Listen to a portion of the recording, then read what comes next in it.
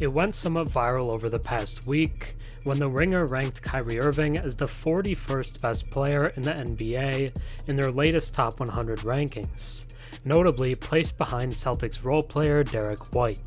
This is the biggest disrespect to him I've seen, but it's not the only place doing it. ESPN ranked him as the 34th best player heading into the season. After the Mavs fell apart following the trade deadline last season, a lot of blame was cast upon Kyrie, which was unfair considering their issues were much more attached to defense and auxiliary scoring than they were to him. But for some reason, people love to doubt and blame Kyrie when things go wrong.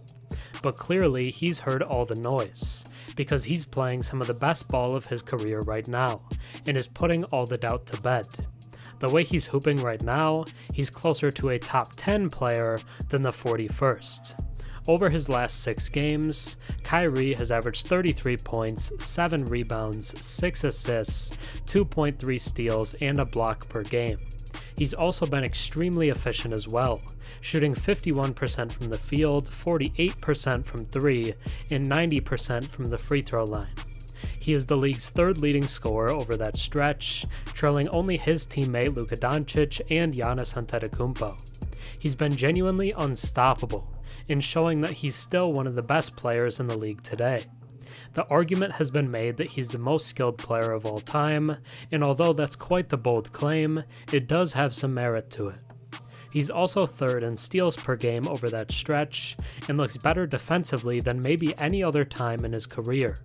They're not just empty stats either, as the team is 4-2 over the 6-game stretch, with impressive wins over the Timberwolves and the Knicks, despite missing Luka Doncic for 3 of the games. It feels reminiscent of his dominant stretch with the Nets last year before the trade deadline, leading the team to 12 straight wins despite missing Kevin Durant. Kyrie Irving can still carry a team at age 31 and is still one of the best players in the league today, whether the media wants to admit it or not. Kyrie Irving is tired of the disrespect. Now let's take a deeper look. Before we get into the recent dominance from Kyrie Irving, if you enjoy my content and watch a few videos of mine, think about subscribing. 96% of my viewers are actually not subscribed, so if you watched me before and enjoy the content, drop a sub and comment down below. It really helps the channel. Following a 12-game absence due to injury caused by a teammate's falling on his leg, Kyrie Irving has found a significant rhythm, playing a crucial role in leading the Dallas Mavericks.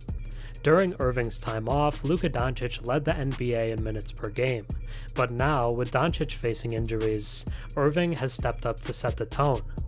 In Kyrie's return game to the lineup, the Mavs experienced an underwhelming loss against the surging Utah Jazz, who have gone 10-2 in their last 12 games. Irving opted for a more measured approach, shooting 6 of 14 from the floor and 2 of 3 from deep, tallying just 14 points. Meanwhile, Doncic struggled through injury, and the supporting cast had a challenging outing in that game. The Mavs secured victories against the Portland Trail Blazers, both with and without Doncic. In a noteworthy win over the Minnesota Timberwolves, Luka and Kyrie teamed up for a nice 69 points. However, the team faced a disappointing loss to the short-handed Memphis Grizzlies in the following game. With Doncic out, the Mavs required a resilient comeback, and Irving delivered with an outstanding performance, scoring 44 points and dishing out 10 assists. He shot 15 of 26 overall, 6 of 10 from beyond the arc, and 8 of 9 from the free throw line. "We recalibrated," Irving said. "We knew what type of game it was going to be. It was going to take our hyper-focus and our physicality, things we didn't do against Memphis. I think that's our identity moving forward, where we start the game really physical and manage the game well after that. Our physicality is what separates us."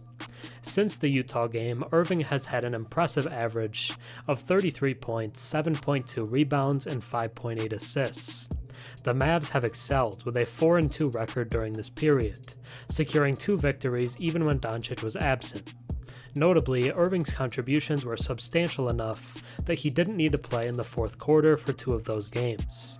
Emphasizing an aggressive approach early in the games, Irving has showcased his leadership, whether or not he's the sole superstar on the court. When he's in the lineup too, I feel like that's great for our team when I'm pushing the ball and getting us off to a great start and getting to my spots early, really setting the tone for my defender that's on me, and then setting the tone for my teammates, most importantly, Irving said. Just when they see me attacking like that, I think it motivates them. I think it inspires them to pick their level of play up, just like if Luka was doing the same thing. Luka's pushing as a teammate, you want to be right there with him, Irving explained. We all need help out there as teammates, and when we don't have guys in the lineup, it's definitely a circumstance that we don't want to be in. But we know that we are. It's just a reality. So it's the next man up mentality, but for us in that locker room, next man up just means coming in with that same focus level as if somebody else was out there. If Luka was out there, D-Live was out there and able to fulfill that role and do it at a high level. No excuses. A key element contributing to Irving's improved performance is his commitment to starting games with an aggressive approach, leaving no room for excuses. He has recently underscored the team's reliance on him to establish the tone early, allowing the group to concentrate on managing the game as the night unfolds. He's been absolutely phenomenal, and is clearly tired of the disrespect thrown his way. Thanks for watching. I'm Herm. Have a good one.